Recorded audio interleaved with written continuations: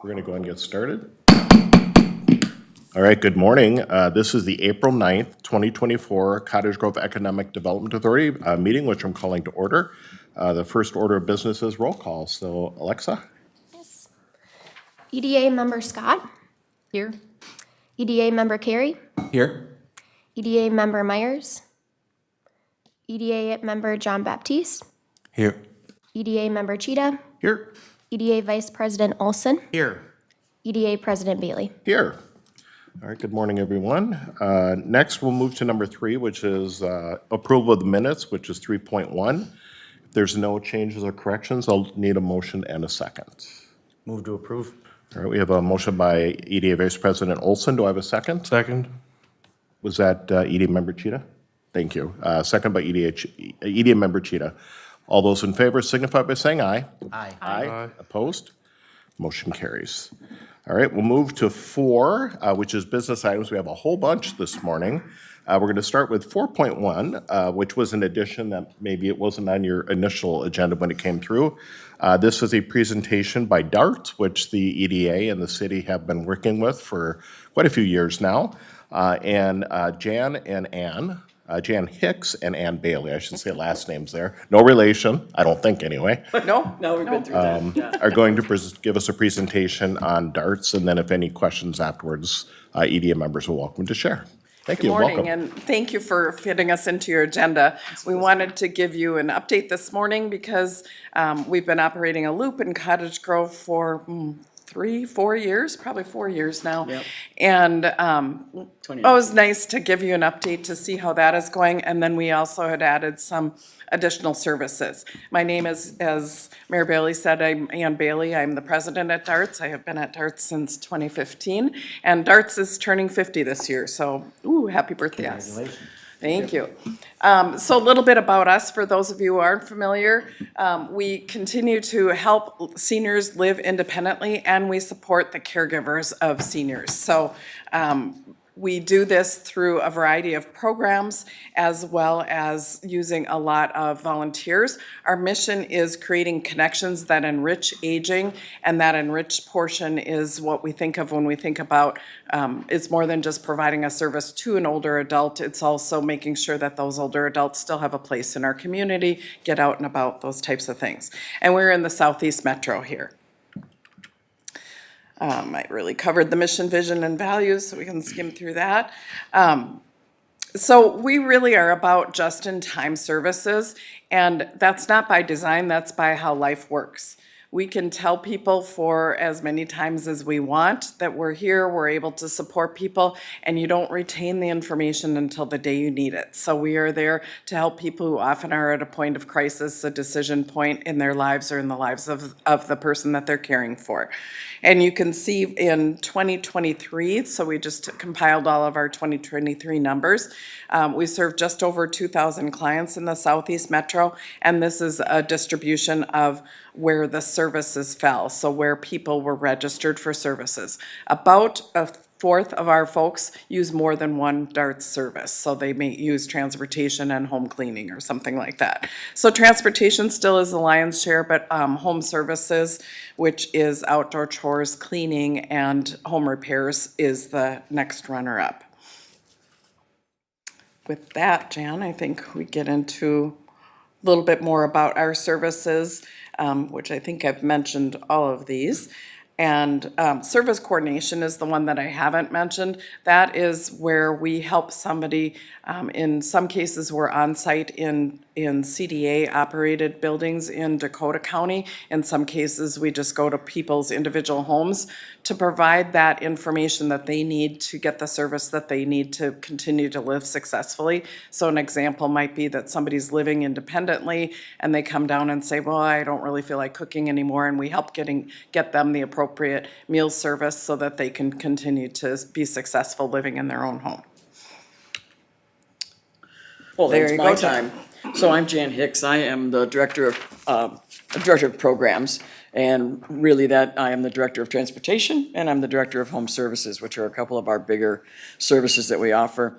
You all are probably familiar with our community loop service, which runs every Tuesday, so it'll be running here in a couple hours.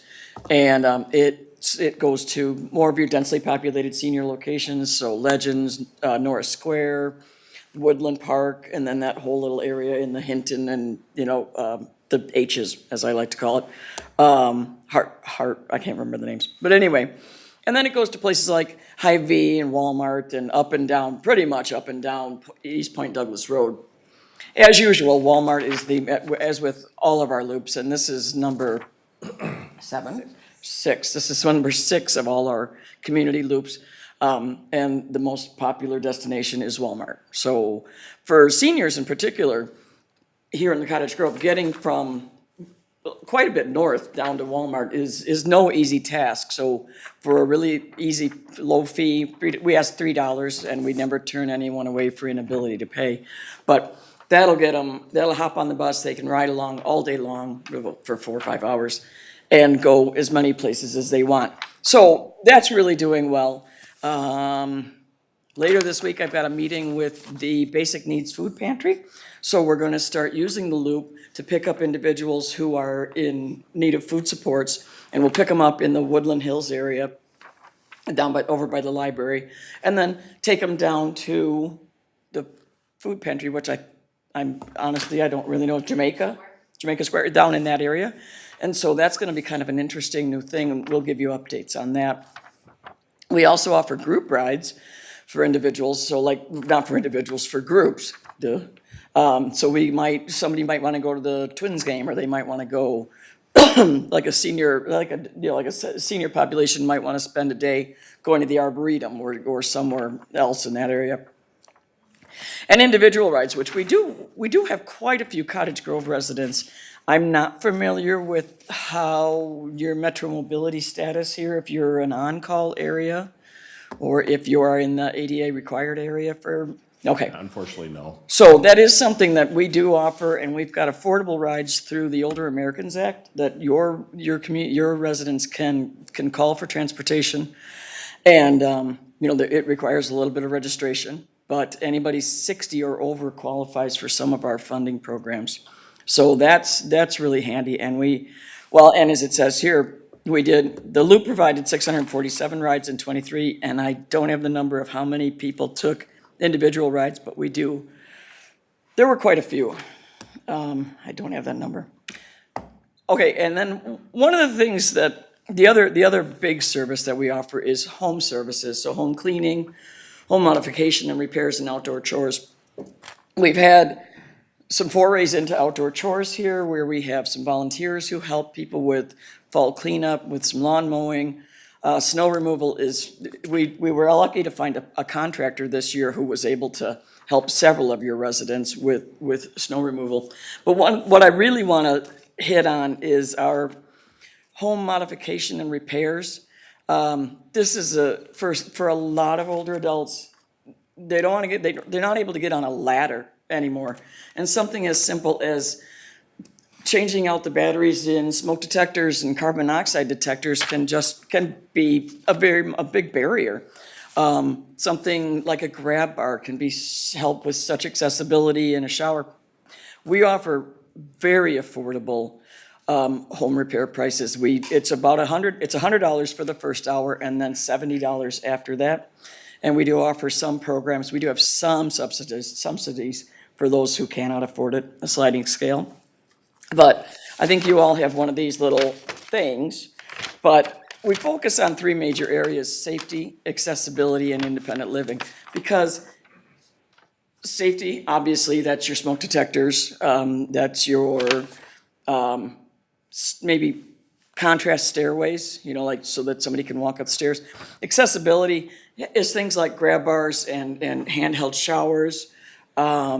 We can offer something simple like fixing a deck board. Not a whole deck, we're not gonna do that, but fixing a couple of deck boards to make it safer for somebody. And then independence. One of the things that we don't always think about with independent living is like hanging some curtains or hanging some artwork, because it makes a home feel nicer. And when my home feels nice, when my home looks good, I feel better about myself, and I'm able to stay in that home because my overall self-esteem is up. So that's one of the things that we can do with our home repair thing. And I think right now our time is a week and a half before we can get to somebody's house. We schedule like that. But I would highly suggest offering that as something that's available for you folks. Oh, all right. So EJ, to your individual ride question, about 2% of the services that we provided Oh. in Cottage Grove were individual rides. So I could have looked at the screen, but I Doesn't give you the answer to didn't the number, actually. but it's a small number compared to that. Didn't actually do that. And we did have some home repairs here too. All righty. We do have volunteer opportunities. Would you like to speak to Learning Buddies? Okay, we'll let Ann speak to Learning Buddies and Pen Pals. Sure. So Learning Buddies and Pen Pals is a program where we have older volunteers partner with elementary schools to provide whatever the teacher needs in the classroom, tutoring, reading and help.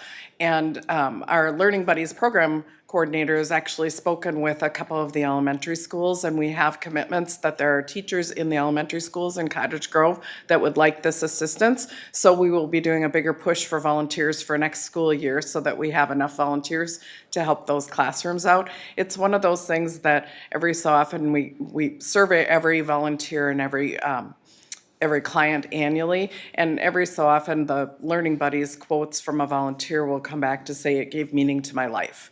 I think a lot of times when people retire, they lose that little compass point, and having a meaningful volunteer opportunity really makes a difference. So we're excited to be able to bring that into the Cottage Grove area.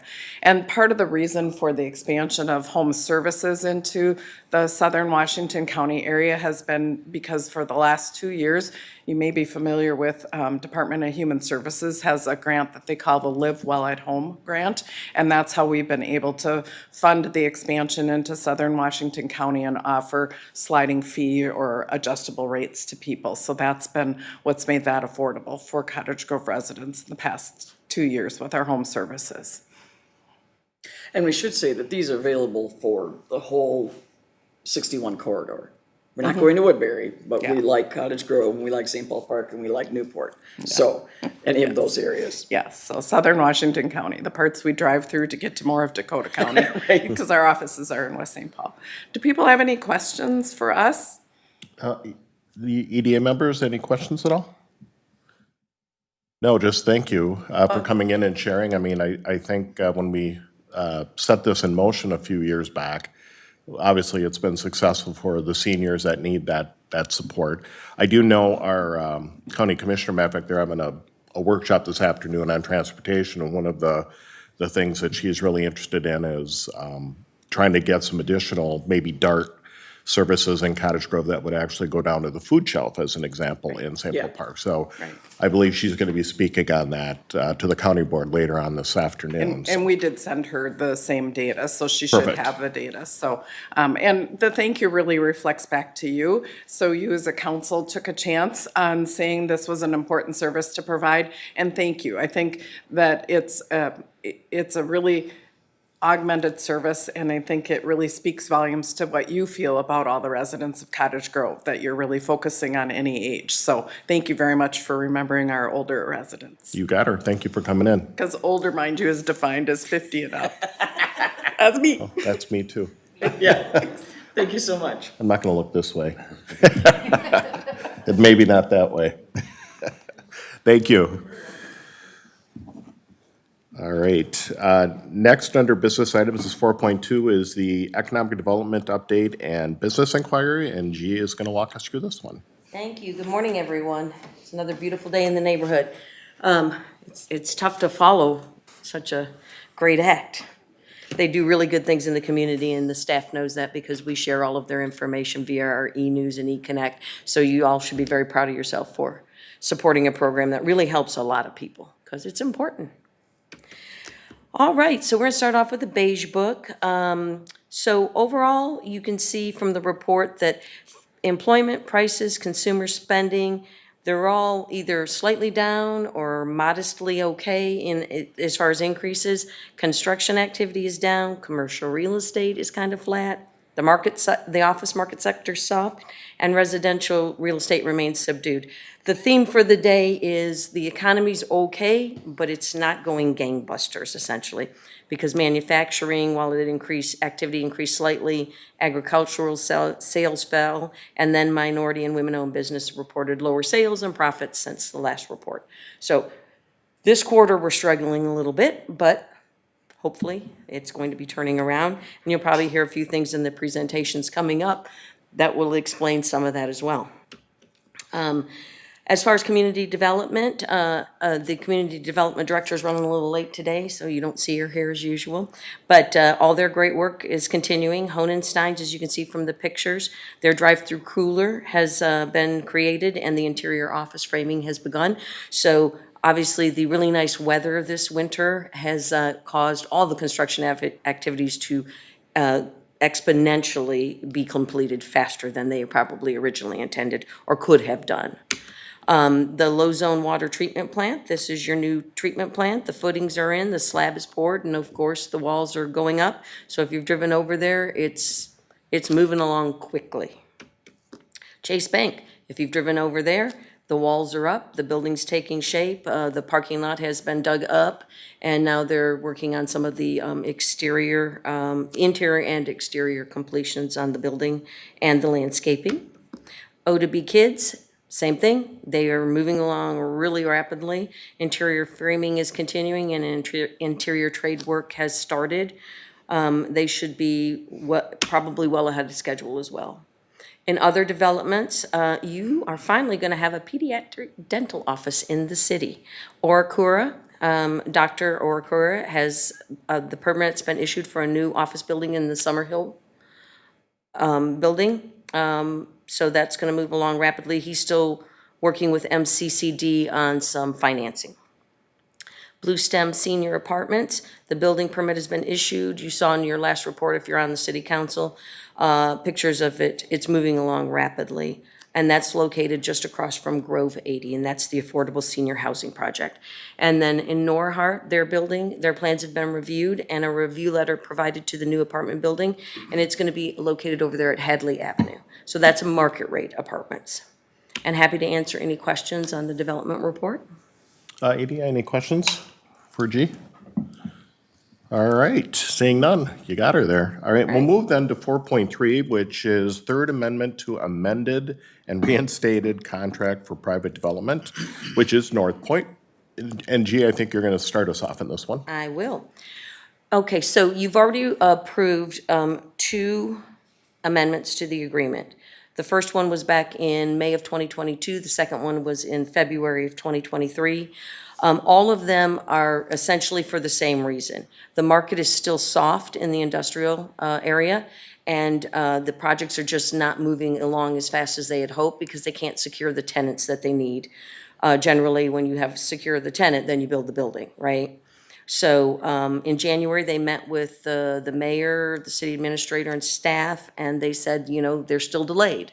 They're not getting the tenants that they'd hoped.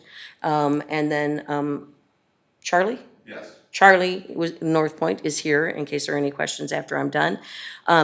So as a part of this third amendment request, we had our financial consultants and the TIF attorney look at the request.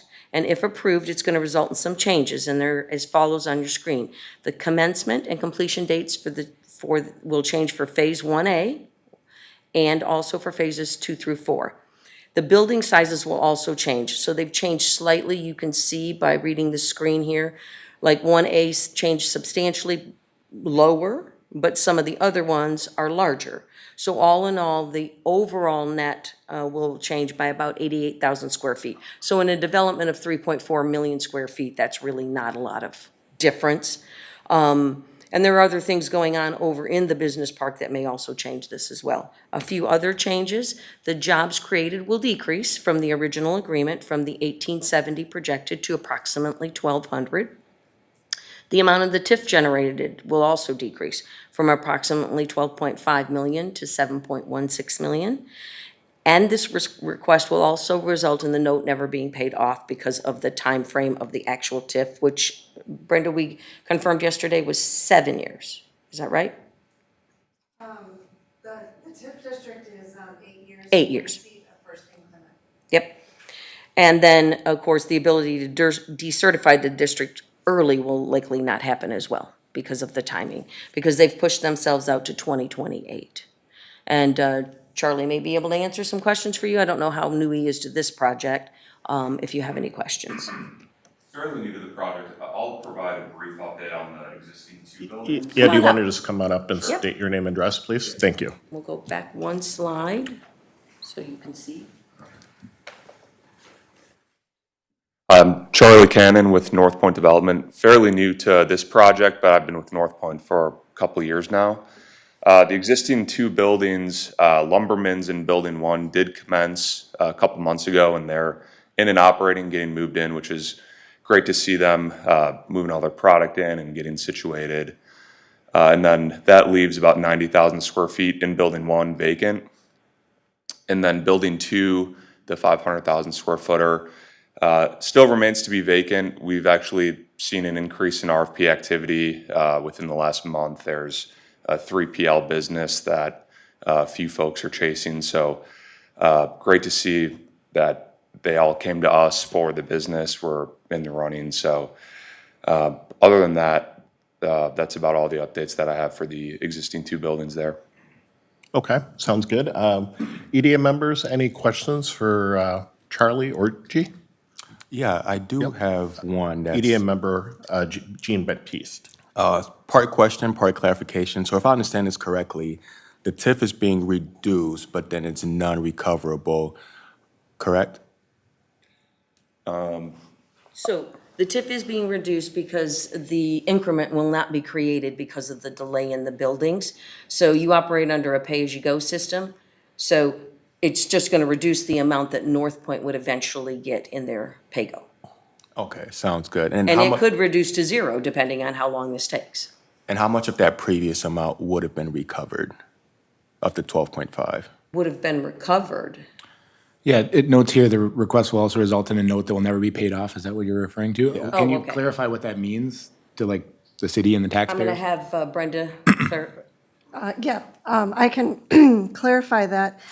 When a TIF district is created and a development agreement is done, there's certain things that are thought that will happen. And so at that point, we thought that that available tax increment at that point would be 12.5. Because of the delay in the project, the tax increment that will be able to be created over the life of the district has now been reduced to that 7.1. And so with a pay-as-you-go note, such as is with NorthPoint, the developer, they pay up those upfront TIF expenditures. So for example, the street improvements in that area that they were responsible for as part of their development agreement, those costs they pay, and then the city pays them back, or the EDA, with that tax increment, based on the tax increment that goes down. And so because of the delay in the project, we know that the tax increment that will be generated will be less. That is why that note has been reduced. Got it. Thank you. Mr. Carey, did you have a I further think that, question? I think that clarifies. You got it? Okay, perfect. I just want to make sure they both got their answer. All right, was there any other questions at this point for staff or the applicant? All right, seeing none, I guess, do you have the proposal? There we go. So on the screen at this point is the recommended motion to adjust or approve the third amendment. I won't read it through. You all can see it there. I'll leave that up to whoever wants to make a motion in a second on this particular topic. Mayor, I'll move that we approve the third amendment to the amended and restated contract for private development by and between the Cottage Grove Economic Development Authority and NPBGO Cottage Grove Logistics Park LLC as presented. All right, so we have a motion by EDA Vice President Olson. Do I have a second? I'll second the motion. All right, we have a second by EDA Member Scott. Any other discussion? Seeing none, all those in favor signify by saying aye. Aye. Aye. Opposed? Motion carries. Thank you. Thank you all for your time. Appreciate it. All right, we'll move to 4.4, which is tax increment revenue note with Up North Plastics. And as you noted earlier, we have one that wants an extension, and now this one is finishing up. So Up North Plastics has been in the City Business Park since 1981. You approved the creation of TIF 1-19 in January of 2019. They wanted to expand their business operation. They added a 428,000 square foot facility, and they created the 200 jobs that were a part of their TIF agreement. They also applied in 2019 for the Minnesota Investment Funds and the Job Creation Fund. Both of those were closed out last fall, so they've gotten their money there as well. And then their entire project is complete. Their paperwork has been certified by our city financial consultants. There's a TIF note now to be issued not to exceed $892,000. And their first payment would begin in August of 2024, and then February and August 1st of every year until their final payment on February the 1st of 2030. And we'd be happy to answer any questions about that, but essentially this just closes out that project and you have a recommendation before you. All right, again, EDA, any questions on this one? All right, seeing none on this one, then we also have a motion before us, if somebody would like to take that motion. I'll make the motion to approve Resolution 2024-04, approving the issuance of and providing the form, terms, covenants, and directions for the issuance of a taxable tax increment revenue note, Series 2024-A, in an aggregate principal amount not to exceed $892,000. All right, so we have a motion by EDA member Myers. Do I have a second? Second. Second by EDA member Carey. Any other discussions? All right, seeing none, all those in favor signify by saying aye. Aye. Aye. Opposed? Motion carries. And then we'll move to the last one on these topics, and that's 4.5, which is termination of contract for private development, modern automotive performance. And I'll be recusing myself from this. Awesome, thank you, Mr. Carey. All right, TIF 1-18.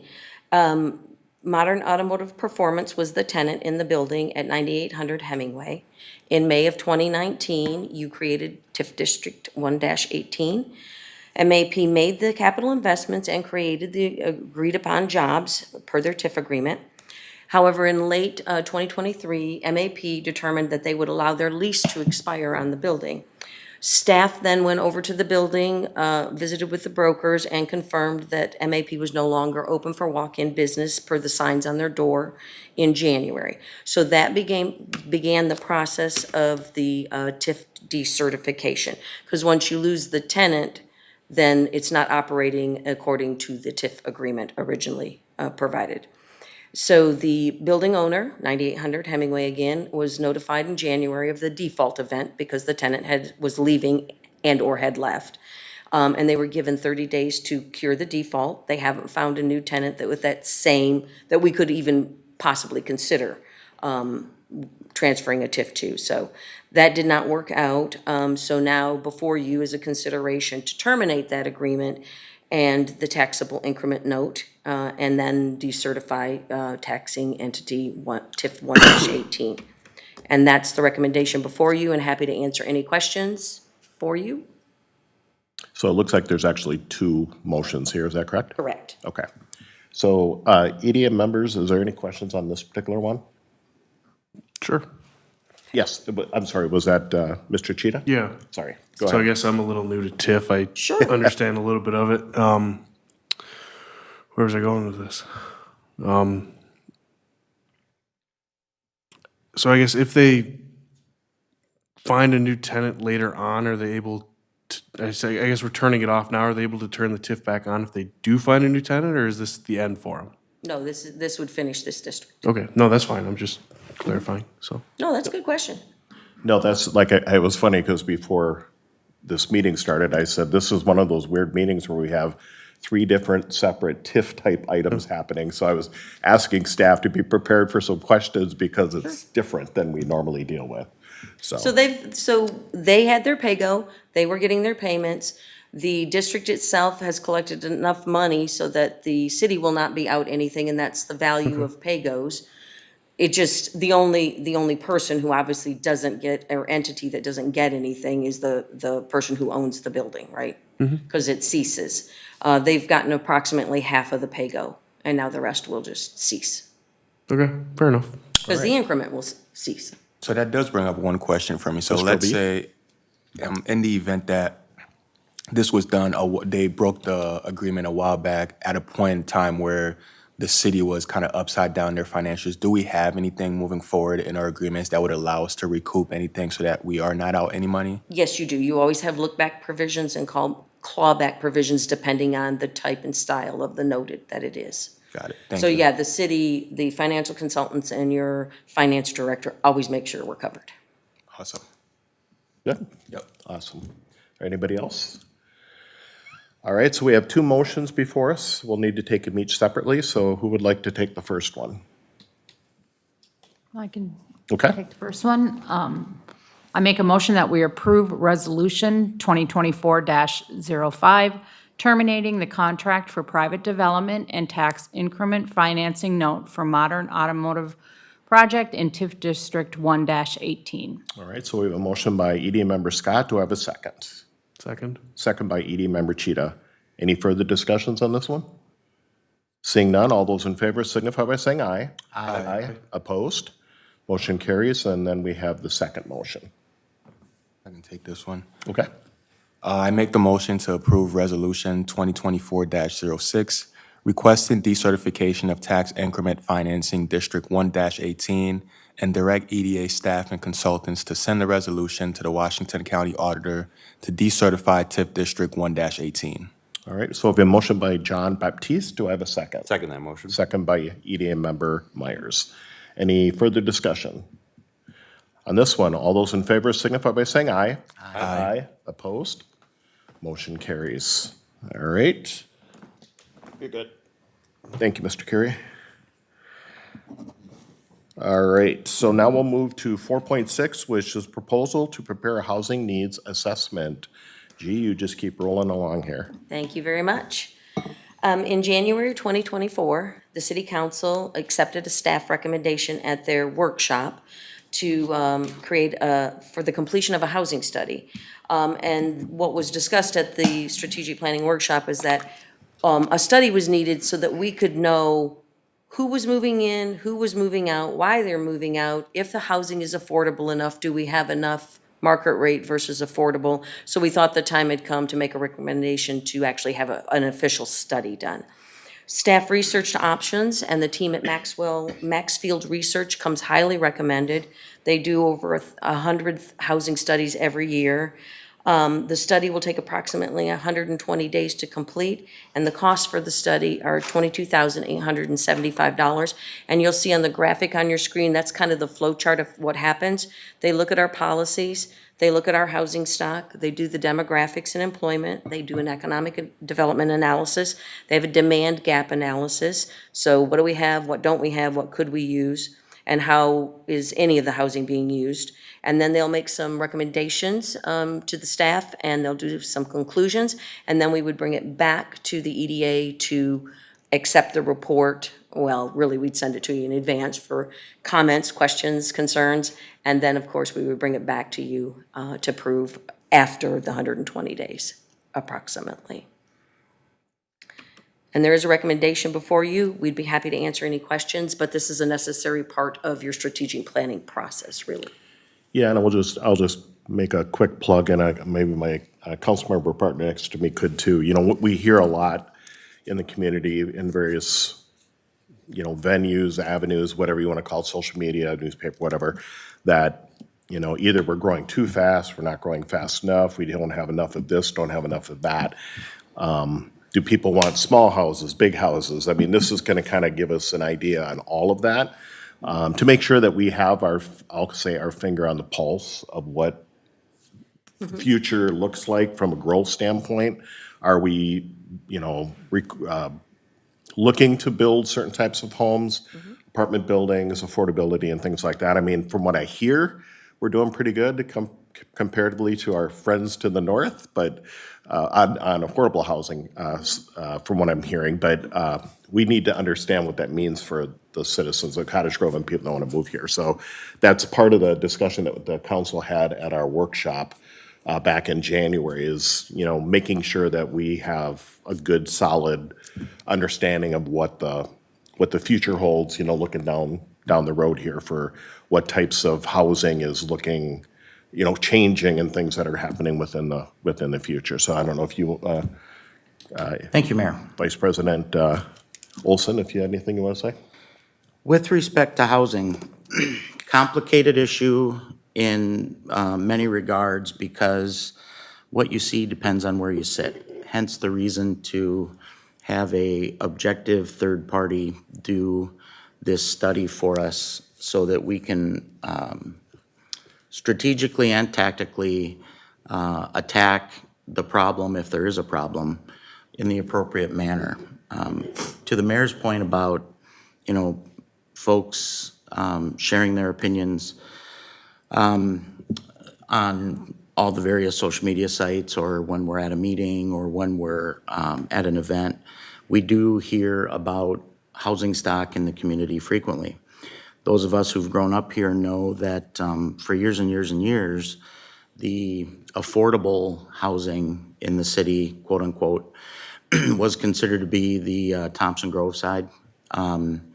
And, the mayor grew up over there, I grew up over there.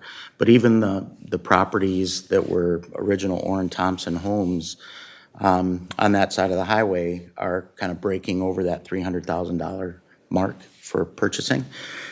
And so the perception of what's affordable and what isn't changes. It fluctuates year over year. Again, another argument, I think, for the study to be done by an objective third party. We are mandated as a community to have a certain amount of affordable housing.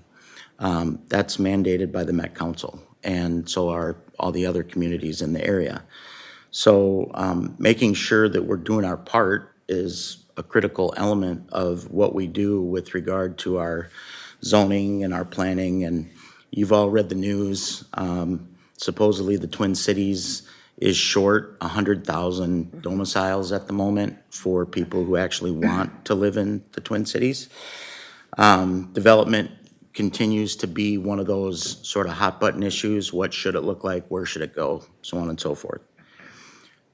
Something that I found interesting in digging into this topic a little bit was before 2010, so from approximately 1980 to 2010, the city of Cottage Grove grew from a population perspective or from a development perspective somewhere in the neighborhood of about 2.75% annually on average. Since 2010, that number has dropped significantly to about 1.5% annually. So the city is not growing nearly as fast as it did in its heyday, and I call it its heyday because that's when I was a kid and it just, was a good time.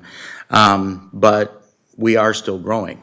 We're trying to grow intelligently. We're trying to be wise about where we put housing and what sort of housing we put there. This study is going to help us maintain focus on that and move forward in the appropriate manner. And it is necessary. The city is going to continue to grow. It just is. And as I said earlier, there's certain things that we have to follow relative to, our comprehensive plan and the Met Council. So we want to follow that. We want to be in line with the guidance that we get from the state, from the Met Council, et cetera. But we want to do it smart. We want to make sure that we're wise. And this study will certainly help us do that. So I'm all in favor. Excellent. Okay, thank you. Was there any questions by EDA members? I know we kind of shared our vision for why we did it from a council's perspective, but I didn't know if the EDA had any other comments or suggestions. Yes, EDA member Cheetah. Yeah, have we ever done a study like this before?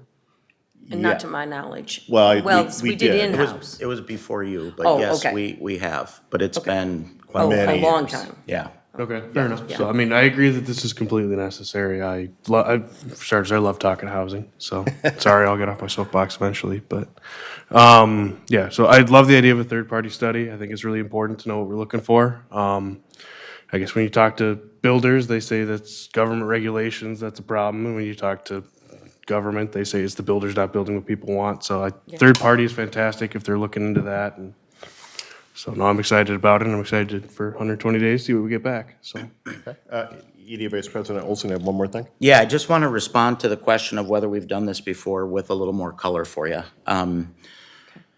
Several years ago, I want to say 2012-ish timeframe, we had a housing summit, so to speak, down at River Oaks. And Brenda, you may recall. We brought in realtors, we brought in developers, we brought in home builders, et cetera. And we got everybody in the room, and we spent a number of hours talking through exactly what you just suggested about sort of what came first, the chicken or the egg. Is it regulations? Is it building materials? Is it lot sizes? What have you? Because we truly wanted to understand. And I'm going to give credit to the mayor here, because when we stepped into our current roles in 2008, the economy was in a really bad place. And one of the things that we had to do our first year is we had to cut about $900,000 out of our budget in the first year that we started as mayor and as a city council member. Myron was on the council beforehand, so it's probably his fault. But either way, it was a tough time.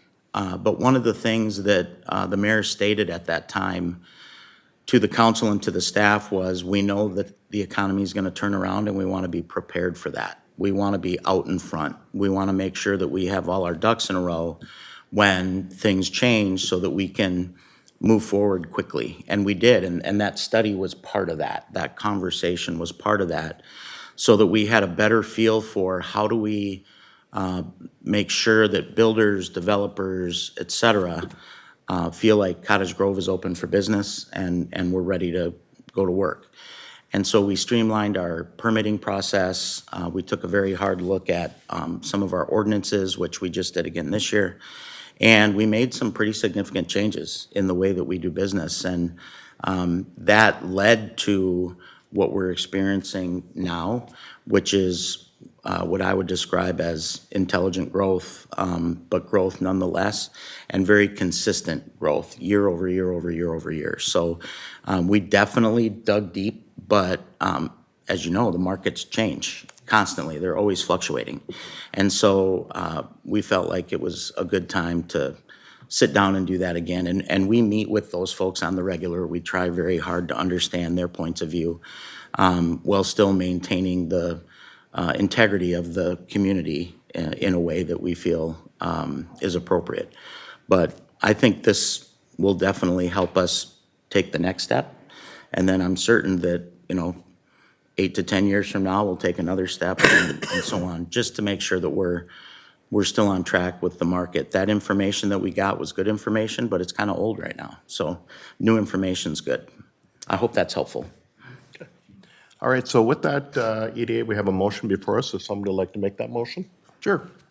I move to approve the attached agreement with Maxfield Research and Consulting for the creation of a housing needs assessment for the city in an amount not to exceed $22,875. All right, so we have a motion by EDA member Cheetah. Do I have a second?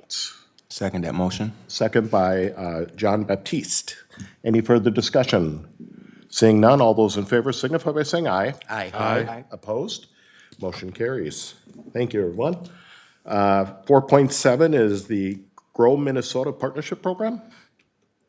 Thank you very much. So the Grow Minnesota program is part of the Minnesota Chamber of Commerce. Economic development agencies and other organizations in the business of economic development can join as a partner. They're not a member of the chamber, but they can join as a partner. We thought in reviewing this that it kind of really complements the reigniting of our BR&E program and what we're going to talk about in the workshop here in just a little bit. Some of the services, you had a long list, obviously, in your packet, but some that we think kind of stand out. They have specialized software to tabulate survey results, so that's something that in your plan we won't have to purchase. They'll provide assistance on BR&E visits. They will produce customizable reports for statewide business trends and demographics. And our businesses can use their supplier match program database to find local suppliers that might more fit with their business needs rather than trying to go out of state for certain things. So overall, we think it's a real complement to what we're doing, so we'd like to try it out for a year. And then we'll do an evaluation and see if it gave us everything that we thought we were going to get, including like shared surveys and online surveys and those sorts of things. And again, we'll talk more about that in the workshop. The annual cost for the advanced partnership, which is all the bells and whistles, is $1,000. And we would recommend our participation if you so choose. And happy to answer any questions. Sounds good. So EDA, if you have any questions at this point, otherwise, again, we have another motion before us. Lots of motions this morning. Yes, yes, Mr. Cheetah. Yeah, do we know how many other cities or EDAs are utilizing this? I mean, I assume it's something that mostly local chamber of commerces are doing. So interestingly enough, I asked that question just the other day, and there's 80 organizations, so various forms, who cannot be members of the chamber but are economic development agencies, right? So 80 is pretty good in this area. They've conducted over 14,000 business visits and surveys over the past 5 years that they've been doing the program. Well, they've been doing it longer, but the concentrated effort. And then the local chamber, our local chamber actually benefits from this partnership because they are allowed to have access. So we have to coordinate it with them, but they're allowed to have access to the same things we have access to without an additional charge to them, because they're a member of the chamber itself. So we see it as kind of a really neat partnership. Fair enough. Because then they can reach the chamber can reach the memberships that we're not gonna be able to get to every business to visit. You know, we're gonna do it 20 at a time or whatever over a course of a year. So that will really help us, because then they can also provide the same information. We just, again, have to make sure we coordinate it. Clarifying question as a former president of the chamber or whatever. Does that benefit mutually flip if the Cottage Grove Chamber spends this $1,000 next year or in the future? Is that something to work with Lori on to continue to support the city, or? Sure, we can talk about that. Okay, just curious as I talk with her. I and have go no, to. I have no idea why it wouldn't work that way. Yeah, I but- know she's involved in the Minnesota Chamber. I'm just wondering if this has like filtered to her or she sees Oh, a yes, benefit we've in it. actually had group meetings Excellent. with Sean O'Neill, which is our point person at Grow Minnesota, with Lori. Excellent. So Lori knows that, you know, they're going to get access to this, and then it's just a matter of the coordination. Because obviously, we don't want to try and visit Yeah. the same businesses and stuff, right? Cool, excellent, thank you. Awesome. All right. Any other questions? If not, excuse me, we've got a motion before us. Would like to do it? I'd love to make the motion to authorize participation in the Grow Minnesota program at the advanced partnership level in the amount of $1,000. All right, so we have a motion by EDA member Myers. Do I have a second? Second that motion. Okay, second by John Baptiste. Any further discussion? Seeing none, all those in favor signify by saying aye. Aye. Opposed? Motion carries. And then last but not least, the Dominion Certification of Compliance. And this is not an action item, it's just a report to the EDA. For those of you who are newer to the EDA, one of the requirements of the Dominion TIF agreement that the EDA entered into with them was that they would report annually and make sure that they are in compliance with their TIF. Their TIF requires that 80% of the housing units be affordable senior housing, and another 20% is affordable, but not necessarily restricted to seniors. And if any of you recall some of the previous conversations in either city council meetings or elsewhere, you can't just say it's just senior housing. Because the federal government requires that a percentage of it be utilized by people who may not be seniors, but otherwise would be disadvantaged and need a place to live, such as this. On February 13th, we received their certificate of compliance from the Dominion. It was in your packet, along with the tax credit project report unit status. That report is not in your packet because it's confidential information, because it's everything about the tenants. So that one you don't see, but it'll stay on file with the city. Staff reviewed it, discussed it with the finance department, and we concur that they are in compliance with their development agreement. And again, no action is needed, but we're happy to answer any questions about it. All right, so was there any questions on this one? I almost said council member, but EDA Vice President Olson. So easy to say, Councilman. It is. I'll respond to whatever you call me, it's okay. With regard to Dominium and their certification process, I'm curious if we have gotten any additional information from them on their rental increases for this year. I know that the last couple of years, there was some noise about overly egregious increases in rent. And one of the things that Dominium shared with us in both of those circumstances was, they were simply following the law. HUD sort of guides that process for entities like Dominium. Has there been any dialogue this year about rental increases? Oh, there had been, and they did do an increase. I did ask them the other day to confirm the increase, and they have not.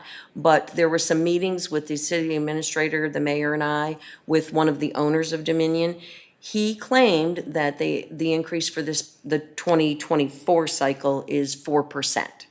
But you can't tell that by what they produced unless we literally compared every single unit, which we did not do. But I'll get that answer back to you if they confirm that it was 4%. And President Bailey, I don't know if you want to add anything to that when we met with him? Yeah, well, and if the public or the EDA members understand, Dominium's been in the news. Many Because times. there's been some concerns about the high rate of the rents and how much they went up. And then there's some concerns about Parking fees.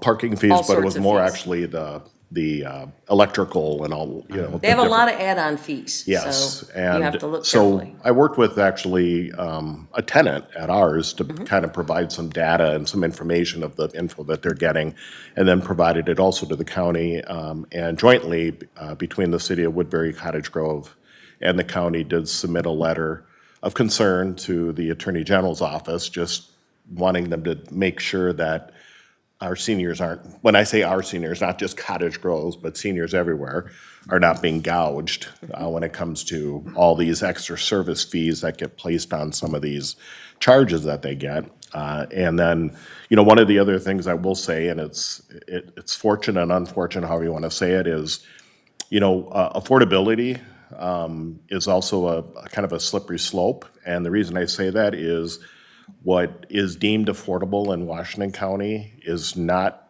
the same as what maybe is affordable in Hennepin or Ramsey or Dakota or whatever. It's all based on the median income or The AMI? AMI in that county. Ironically, Washington County has some of the highest AMI in the state of Minnesota. And so, of course, what's considered affordable in our community or in Washington County is higher in a number than maybe if somebody were to move to a different county or different city somewhere else. But, so that's been a challenge, is trying to educate those to understand why is it so much more to live at a Dominion subsidized housing product in Cottage Grove than maybe somewhere else within the metro. So I just mentioned that out there. But as a council, you've done a great job. You've had Trellis come in. Yep. And who's the next one that, I'm drawing a blank. Anyway, those are gonna be very affordable. So it's good that you've Roars. Roars. So. And that's I mean, actually going down by Dominion. because you guys, the council transmitting their philosophy that they want affordable to be affordable, have done a lot of things that have caused builders to go, oh, I better pay attention to that. So that's a good thing. Yep. Any other comments? Yes, Mr. Cheetah. Yeah, so I guess they say their raise was 4%, and we can try and verify that, and that'd be really great if you can. We will. Do we know what the increase in Social Security was last year? Because they're on fixed incomes. It's not in their, their income doesn't go up on AMI. It's just, Yeah, I can only use a couple of examples that I know. I think it was, Brenda's looking it up right now. It's not a lot. No, It's- it it's never like is. It's like a couple $100 a month, you know, for the person who normally is just on social security. 3.2, 4%, okay, yeah, that I was gonna tracks. say two, but, yeah, so if you look at them, it's kind of shocking, because you know, you're thinking, oh, you only have $28,000 in income and your rent is $1,300. Well, you're only bringing in like $2,200 a month, so it's tight. It is. Some of those margins. Yep, okay. All right, yeah, oh, yes, did you have a question? Yeah. Okay, John Baptiste. So as part of that, I know they're kind of guided by HUD as far as, you know, what their rent Yes. increases can be. Do we have the opportunity to kind of say, hey, if you're gonna be in this city, this is your new rent increase, and make sure that, you know, they're not going above and beyond a certain amount? Well, yes and no. It's a good complicated question, question. but it's Yes. complicated, yeah. And the two council members have been through this a million times. According to our city attorney, you can't straight up put rent controls on, because then that's going to trigger other things. But HUD has their range, and it's, right now, it's still you can raise as much as 12.5%. But just because you can, should you? And those are the types of conversations that the council has with people who want to do affordable housing, is like, I know you can, but should you? So like when they were discussing it with Trellis as an example, Trellis said, you know, hey, we've never raised our rents more than 3% anytime in any property in all the 30 years we've been doing this. And they even showed us that, right? So it's like kind of a different philosophy. So the council wants people who truly want to be affordable, right? They can't necessarily force them to be affordable, but that's how you make decisions about who you give TIF to and how you fund projects based upon your overall philosophy of what you want to accomplish. Does that make sense? Yes, that does. It's a great question, because using Trellis as the example, we are, as a city, EDA, I guess, if I remember right, are giving some cash, not TIF, but cash, am I correct? Yeah, a forgivable loan. Yep, Yeah, we're giving a forgivable loan of cash, but it is from one of our old decertified TIF districts, TIF 1-8, which was a housing district. yes, and the purpose behind that was to make sure that that percent of AMI, or it's 30 or 20, I can't remember what. They're at 30%, I Yeah, believe. 30% is, which is extremely low compared at least to everyone else. And when they came in and said that, if they told us, hey, if we could help them with this bit of money, and it's not significant, they could keep that number that low. And we said, absolutely, that makes more sense. We did actually at one point discuss or verified with the Legends, Dominion, just to make sure that they were following, which is why you're seeing this, is we wanted to make sure, and the way that particular agreement was many, many years ago, that they are doing what they're supposed to do. There might be some other things in there that we might be concerned about, but the reality is from a TIF certification of compliance, they've actually been achieving it. But I think the council, along with the EDA, has been much more aware now of what is truly affordable, and if there's certain things we can do as a community, a city, and EDA to help bring better projects to town that are, I'll say, much more affordable. Yes. Then, we're more willing to entertain that. Yep. So, okay. All right, next is number 5 is public hearings, there are none. 6 is other business. 6.1 is the EDA calendar, which I believe got sent out, or is it in your pile? Oh, it is in your pile there. Sorry, I put mine over the other side there. Okay.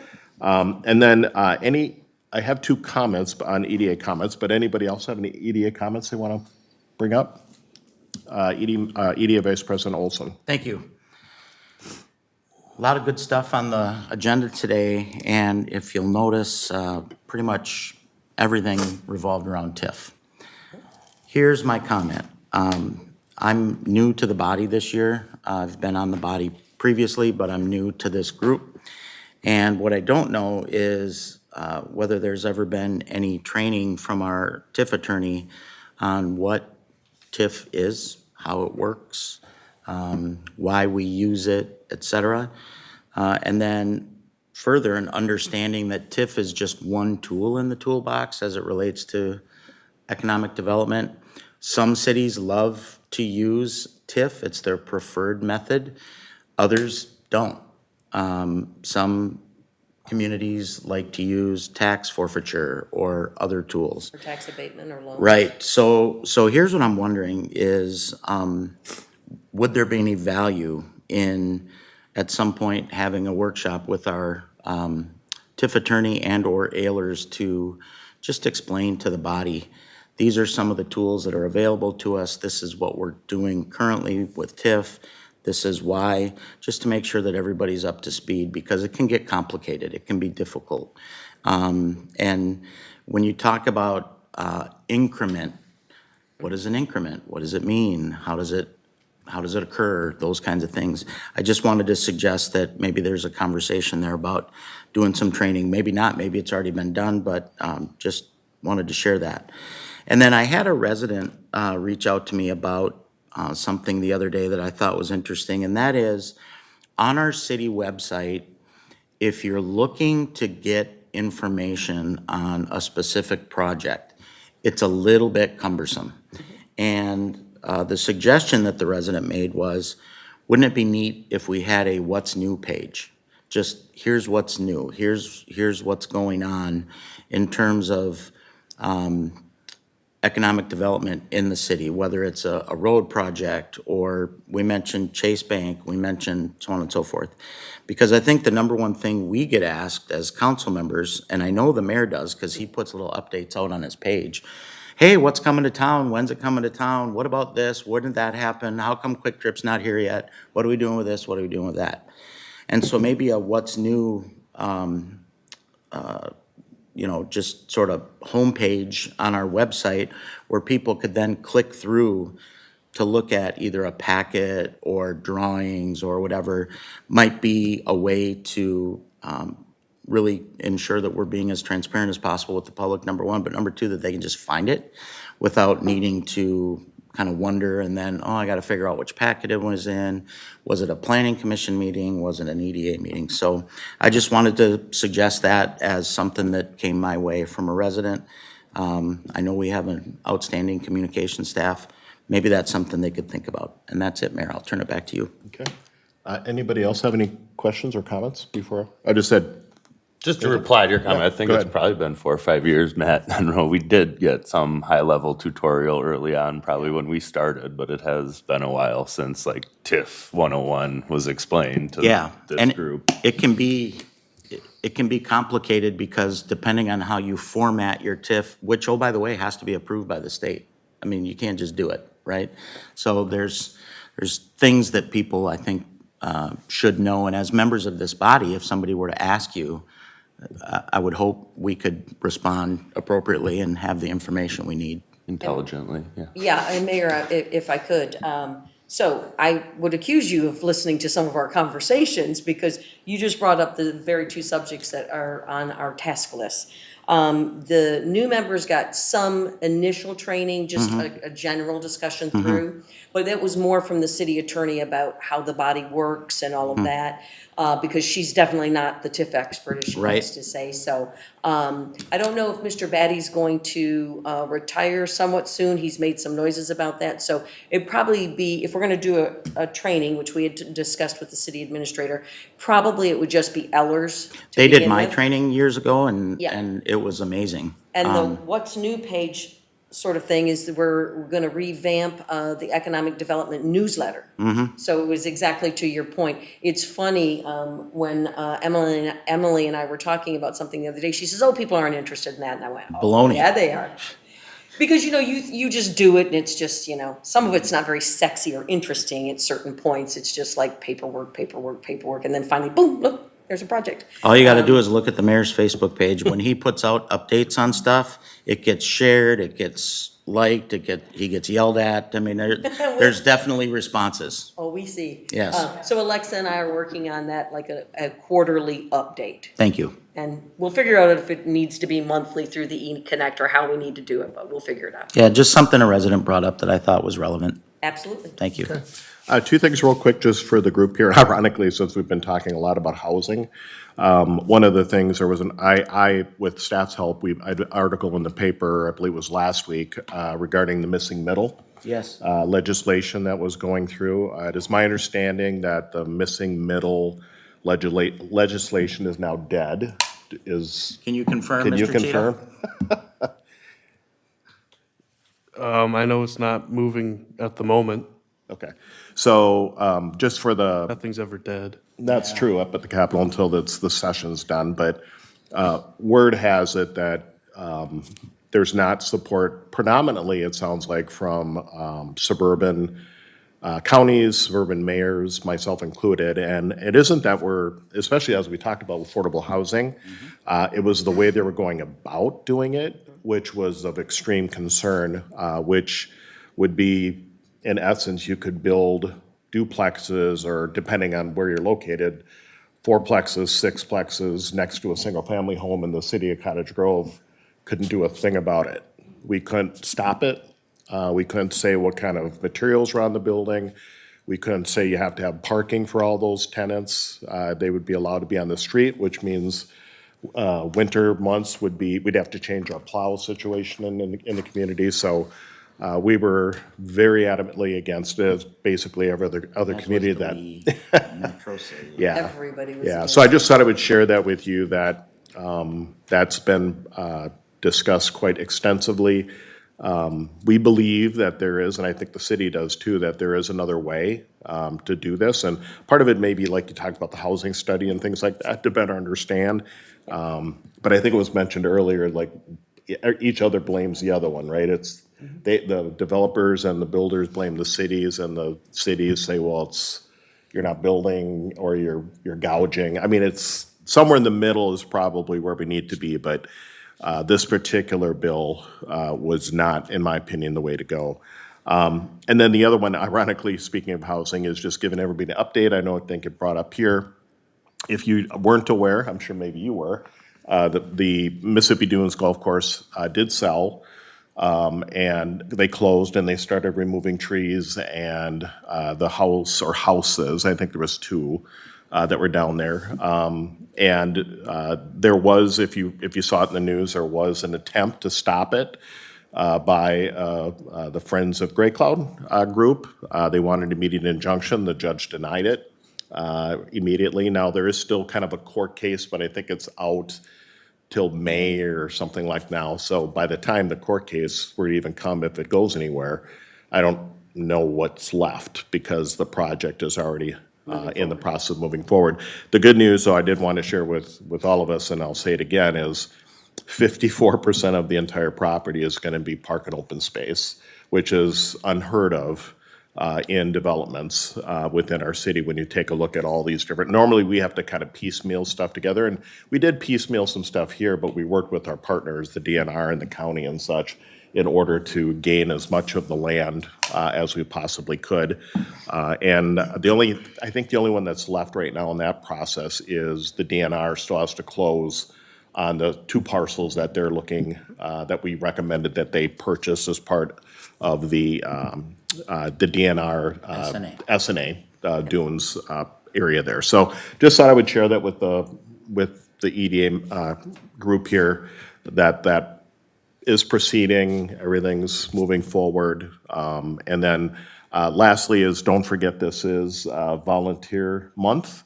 And we do have a volunteer banquet. I'm hoping all of you are going to be able to be there. If not, thank you for volunteering on the EDA. Our banquet is this Thursday at River Oaks Golf Course. And so it's just our little way of thanking all the volunteers, whoever you are, that make our community great. So I just wanted to throw that. I believe it's 6 o'clock. Yes, 6 p.m.